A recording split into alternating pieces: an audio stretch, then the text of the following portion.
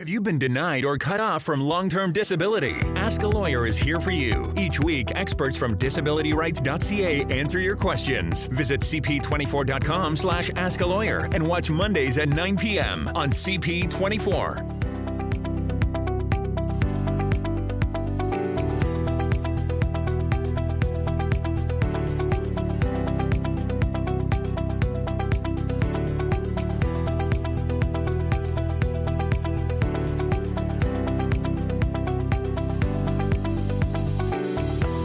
Well, hello there and welcome to Ask a Lawyer Disability Law here on CP24. We're back. Good to have you with us. John Scholes, your host here once again, and momentarily introducing co-founding partner from DisabilityRights.ca, Sivan Tamarkin. He's the guy with the brains. I just talk a little bit and he helps all of us each week. Again, to reach out to Sivan, you're probably familiar with this number, 1-855-821-5900.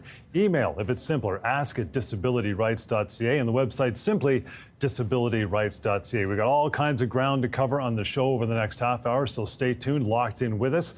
We'll get to some phone calls from our other show, as you know, the Employment Law Show. That happens Sundays on News Talk 1010, our brother station on radio. But you can catch the Disability Law Show Saturdays, 1 p.m. on 1010. I'll let you know throughout the show how you can do that, how you can phone in and talk to us there as well. Some emails and all kinds of great stuff, and a main topic coming up in just a little bit. But let's get to Sivan. He's here. He's ready to go. Sivan, we always have a main topic or a week that was going on, pal, to get things warmed up. What do you got for us this week? Great to be here with you, John. Let me tell you about an interesting case. In fact, it involves a good friend of mine. So, of course, as you know, and many of our viewers know, I am a disability lawyer. My team and I help people across Ontario with their disability matters. And this friend of mine, who's been a longstanding friend, when he was small, when he was about 5 or 6, he had cancer. And he overcame that. And now he's in his late 40s. He has 2 kids. He's a single father. And he is experiencing a lot of psychological issues, a lot of anxiety. He has depression. And there's a variety of reasons why he has that. His mother had passed away recently. And so, he's been undergoing a lot of stress. And he applied for long-term disability a few months back. And I've been helping him along with that. And so, of course, he applied for long-term disability. The insurance company did what it always does, which is request documentation. We want to see your specialist's clinical notes and records, your family doctor's clinical notes and records. Now, you have to understand, insurance companies are entitled to documentation. They're entitled to records. They need to understand whether or not there is, in fact, eligibility, whether or not you are eligible for long-term disability. So I told them, supply them with whatever it is that they need. The problem is, and this is something that I see all the time in my practice, is that he's provided them documentation upon documentation. And they keep asking for more and more things. At some point, and this happened last week, I said, enough is enough. Here's what you're going to write to your adjuster. You're going to say, look, I've spoken with, and he gave my name, and he gave a colleague of my names, and he said, I've consulted with these lawyers, and they've advised me that I provided you with all the documentation that you require to make a decision as to whether or not I should be getting long-term disability. You have 7 days. I told him to say that. You have 7 days to provide me with a decision. If you do not approve me for long-term disability, and by the way, I had told him that based on what I had seen, he's entitled to long-term disability, period. Not even a question. I said, you tell the adjuster that if in 7 days you do not receive a response, you will consider that as a denial. And then you're going to contact me, and you're going to retain me and my firm, and we're going to help you. And of course, his question was, well, how can you help me? What can you do if the insurance company doesn't give me a decision? I said, well, no decision sometimes is a decision. It means that they haven't done what they were supposed to do, which is give you a decision as to whether or not you are entitled for long-term disability. And this is something that I find a lot. I see a lot of people who are applying for long-term disability. Oftentimes, it's a drawn-out process. They don't have any money coming in because they can't work. And their doctors have said that they should be off on disability. And yet these insurance companies, in many instances, just drag out their feet and ask for this and ask for that. And oftentimes they're asking for things that they've already received. And whether or not they're doing this on purpose or not is not the point. The point is that these individuals out there who are entitled to long-term disability payments from their insurance company should be given an answer. And if the answer is no, then tell them, respect them and tell them no. And that's when we get into the picture. That's when we review these documents and tell people, look, the insurance company is either correct in denying you or not correct. But I want to, make sure people understand you have rights here. The insurance company cannot drag out the process forever. And so On the way here, John, to taping this show, I received a voicemail from him, and he was literally crying in that voicemail and saying, you know what? I had mentioned your names in my email to the insurance company last week. As you said, I wrote to them, and I just received an approval. And I was extremely happy for him, and I really hope other people understand that they have that ability, that power, to force the insurance company to do what it's supposed to do. I did mention off the top the radio shows and plenty of phone calls. We get that on the Employment Law Show, Sundays at 1 p.m., News Talk 1010. But you can join us as well on the Disability Law Show, Saturdays at 1. Some of those phone calls we get pertain to disability law. That's why Savan's here. That's why we play them back and talk about them. Let's get to the first phone call for today. Listen up. I was on LTD for 2.5, 3 years. My insurance cut me off. I had a strong medical report from a specialist saying, I still need to be off, but they just cut me off completely. At that time, I also got a letter from my employer saying that I'm going to be considered AWOL if I don't go back. I didn't know what to do. Anyways, I went back, and I've been there actually now for just over a year. And I'm just wondering if I still have any recourse with insurance or with my employer. Great call. Yeah. John, it's a great call, and it's something we see all the time. People stuck between a rock and a hard place. Their employer who's forcing them, who's telling them, you have to come back, or we're going to let you go, or we're going to replace you. And the insurance company who says, we are not going to pay you, despite the fact that the doctors are saying to these individuals, you should be off work. Now, this gentleman has been off work for a few years. There is no question in my mind that the insurance company did not have the right to tell him that we're going to cut you off benefits. But this is where we come in, and this is what people need to understand. You have a lot more power than you think you do. And how do we do this? We evaluate the claim. We look at the denial letter. We look at why it is the reason that the insurance company has given you for telling you that your benefits will be cut off. And that's how we assess whether or not the insurance company is correct or not. And if the insurance company is not correct, then what can we do about this? We can go after them for the money that you're owed. So this gentleman here, who had called in, who had said that he had to go back to work, he wants to know if he has any recourse. Well, he potentially has recourse. Number one, against his employer. Number two, against the insurance company for money that he still owed.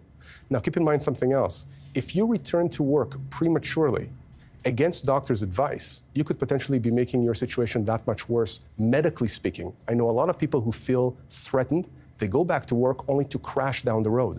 Well, there's nothing wrong with you trying to go back to work as long as you understand how to go back on LTD if that attempt to return to work doesn't work out. And we can go into this, and of course, I can advise this person. We don't have enough time here right now, but I can tell you that there are many things that individuals like him need to understand about their rights when it comes to disability and employment, which are the two practice areas that we focus on in our firm. We've got lots more to cover with the remaining time of the show today. In fact, our main topic, top reasons why insurance companies deny LTD claims. That is on the other side. Stay tuned for it as we continue Ask a Lawyer Disability Law here on CP24.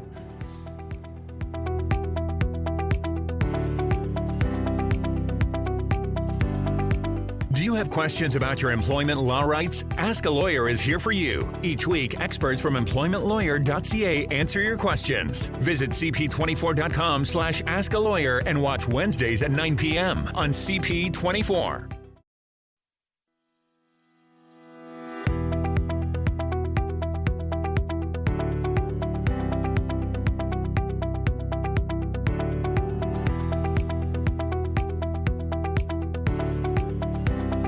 All right, welcome back to Ask a Lawyer Disability Law here on CP24. Savan Tamarkin is here, co-founding partner, DisabilityRights.ca. That's the website to go to. The phone number to reach Savan and his team anytime, 1-855-821-5900. Email right there, ask@DisabilityRights.ca, or scan that little QR code on the right, and that'll be helpful to you as well. We always have a main topic on the show, and this time it is going to be top reasons insurers give for denying LTD.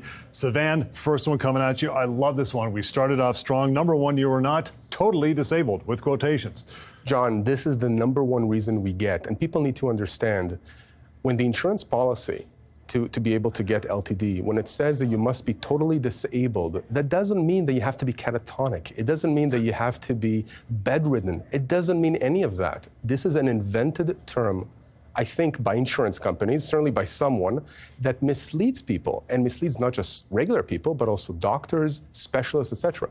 Now, what does it mean to be totally disabled in order to receive long-term disability benefits? All it means, under most policies, that for the first 2 years to get benefits, You must be unable to perform the essential tasks of your own occupation. Beyond the 2-year mark, the test changes. It's now any occupation for which you're suited for.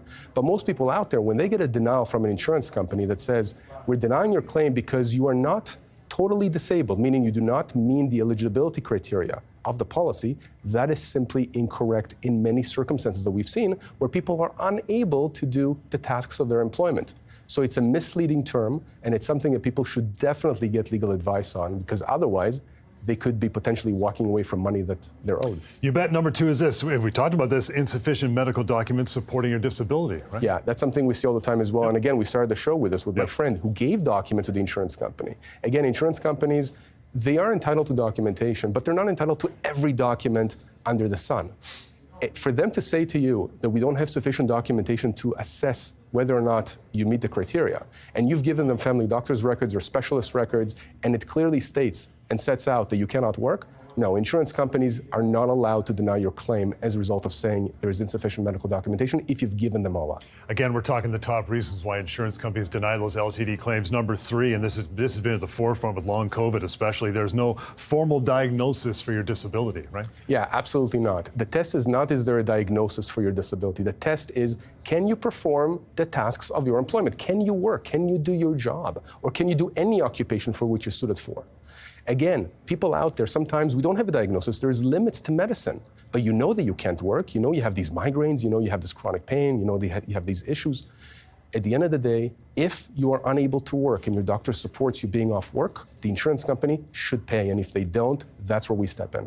Fourth one's a great one. You can just do another job. How about that? Yeah, we see that a lot at the 2-year mark. Remember, this is when you have the change of definition for the disability. Again, if you are unable to work, if you cannot do your own occupation, and at the 2-year mark, you cannot do any other work for which you are suited for, the insurance company should continue paying you. But oftentimes, they will come up with a list of items, a list of jobs that they say, hey, John, no, you can actually work in this and this and this. And you say, no, I can't. Well, guess what? They have to continue paying you. But these are all reasons, I call them excuses, but these are all reasons, and many, many more that insurance companies use to deny people their legitimate claims. You know, beyond all the radio shows and TV that Savan does every week, he gets a lot of general questions in the office by phone or otherwise, and some of them are really key with educating you about what we're going to do in this show going forward. I want to get to one right now. Let's have a listen to it, Savan. If you're denied long-term disability by the insurance company and they invite you to appeal the denial, should you actually do so? Get through a show without the appeal question. John, this is something that comes up all the time. You know it as well as I do. Look, when they're telling you we're denying your claim, but you can appeal, who are you appealing it to? You're appealing it to the exact same company, the same people who denied you in the first place. I tell people, before you even think about appealing, which is an internal process, it's not like there is a judge on the other side that is looking at this. Talk to us. Have a conversation with us. If you're still thinking about appealing, at least you'll have some pointers from us on how to make your appeal stronger. No. But I'm telling you right now, there are much better ways of getting the insurance company to pay you other than appeals. Don't appeal before speaking with us. These are great questions, these general questions. In fact, I'm going to try to sneak in another one after the other side of the break, so we'll get to that as we continue. So stick around. Ask a Lawyer Disability Law continues. Coming right back.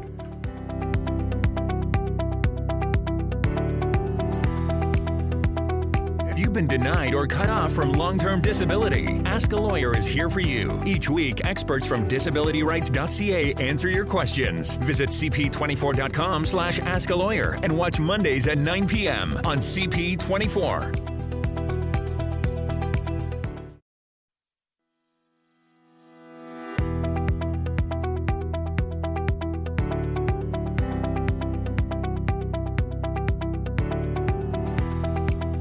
And welcome back. Thank you for joining us. Ask a Lawyer Disability Law here on CP24. Good to have you along for the half hour. I'm John Scholes, and joining me again, of course, this week is Savan Tamarkin, co-founding partner, DisabilityRights.ca. To reach out, there's always going to be that phone number for you as well, 1-855-821-5900. Email is ask@disabilityrights.ca as well. The audio question is great. We had the last segment. It's just general questions that Savan and his team get all the time. They're flooding in the phone calls. It was so good, I want to get to a second one, Savan. So let's have a listen to this one. Hang in.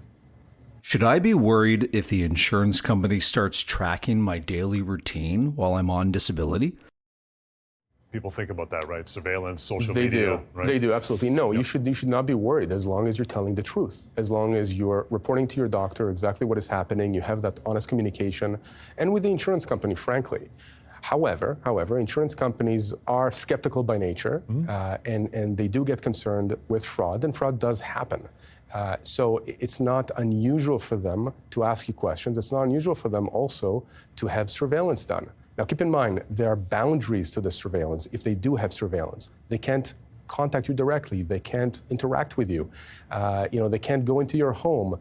But can they have somebody taking photographs or video? They can do that.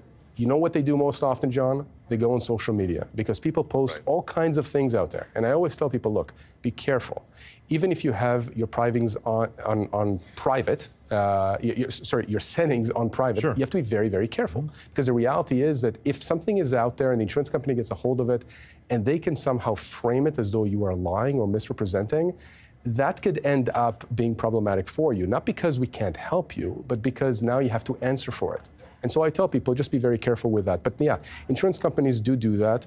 I tell people, listen, typically, just be careful with what you post online and be very truthful. Again, with your doctors, with the insurance company, it's not unusual for them to do checkups, to try and find out whether or not you're telling the truth or not.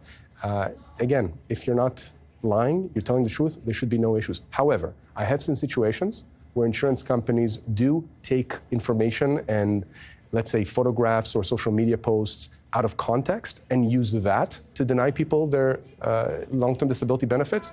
And we've helped people like that because oftentimes there is an explanation there. So don't get too afraid and certainly understand that if something happens, there are people who can help you. We can answer your questions. And if you're doing something within the boundaries of what your doctor's told you to do, if maybe you're off on a mental disability, it helps you to swim 3 times a week, and they picture you, they photograph you swimming, well, you're doing what you're told. You shouldn't fear that, right? 100%. And many claims out there are born out of psychological issues. Right. Anxiety, depression, PTSD. You're supposed to be going and actually doing some kind of physical exercise. It doesn't mean that you are bedridden. Remember, we talked about this. So absolutely, again, insurance companies have a habit of taking information and somehow twisting it to make it look like you're lying. If you're not lying, if you are being truthful, the insurance company must pay you your benefits, the benefits you're owed. Something else Savan does on a weekly basis, and the rest of his crew, actually, they do a lot of live streaming on Facebook and LinkedIn. A lot of great questions come through there, so feel free to join in at stlawyers.ca. Submit your questions. For this week, Lior, it goes like this. Savan, rather. See, I'm so used to it. I was fired from my job of 3 years after telling my boss that I'd been on disability for a while longer. Unfortunately, my insurance benefits were cut off a few weeks ago, but at least my employer gave me 2 weeks' pay.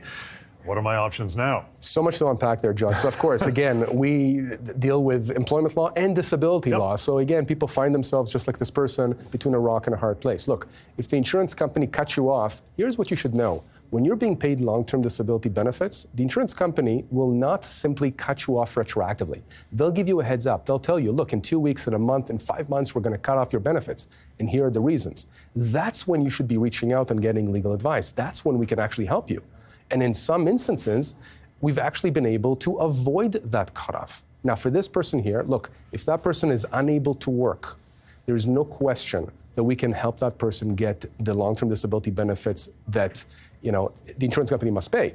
But at the same time, the employer here did something that is illegal. You cannot fire a disabled employee under the Ontario Human Rights Code. So it's really important to understand that you have rights not just from an employment standpoint, but from a disability standpoint.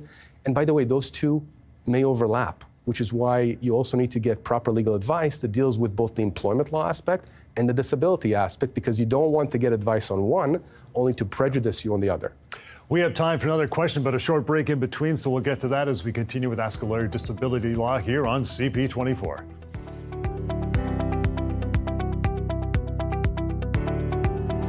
Do you have questions about your employment law rights? Ask a Lawyer is here for you. Each week, experts from employmentlawyer.ca answer your questions. Visit cp24.com/askalawyer and watch Wednesdays at 9 p.m. on CP24.